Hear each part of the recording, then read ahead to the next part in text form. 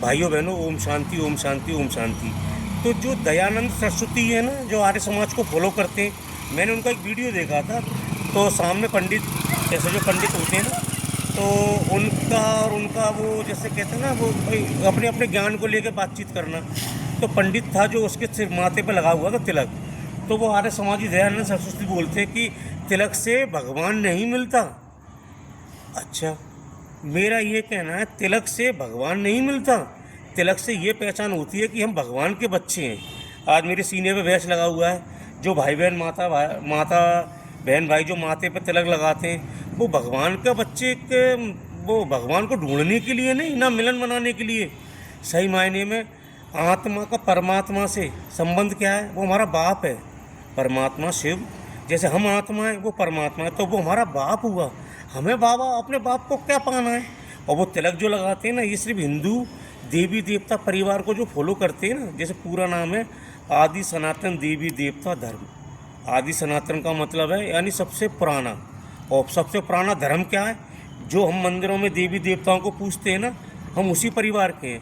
तो तिलक लगाने का सेंस है कि हम भगवान के बच्चे हैं, ना कि पाने के लिए। पाने को क्या, बाप बेटे का संबंध है, पाना क्या होता है उसमें? अब वो आर्य समाज ही हैं।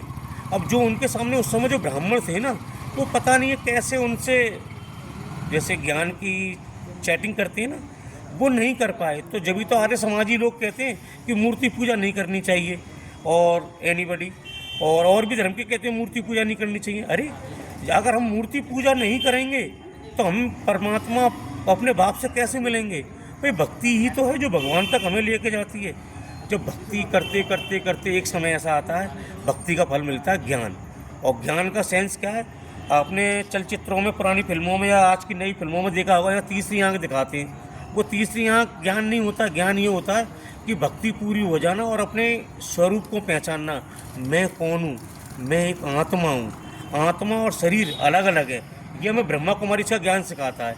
ये 5 तत्वों का जो बना हुआ शरीर है ना, ये माँ की कोख से मिलता है, ये यहीं रह जाएगा। आत्मा पुनर्जन्म लेती है, वो जाके कहीं और अपना जन्म लेगी। तो समझे ना, वो उस समय के ब्राह्मण थे। नहीं तो आर्य समाजी कोई ज़्यादा पुराना धर्म नहीं है, 400 500 600 साल पुराना धर्म है। अब उनको तिलक का सही मायने में सेंस क्या है?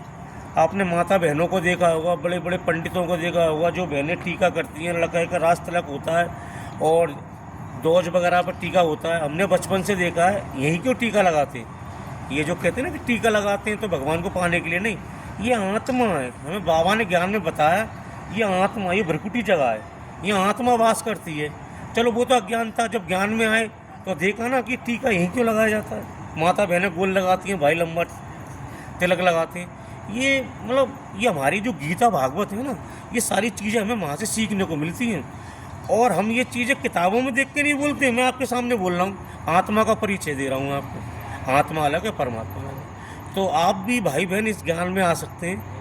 ऑल वर्ल्ड के अंदर कहीं भी गांव हो, शहर हो, किसी भी नज़दीकी ब्रह्मा कुमारी सेंटर पर जाइए, 7 डेज का कोर्स करें, फिर आपको पता चलेगा माथे पर तिलक क्यों लगाते हैं। माथे पर तिलक लगाने की पहचान है कि हम भगवान के बच्चे हैं, ना कि भगवान को हमें पाना है।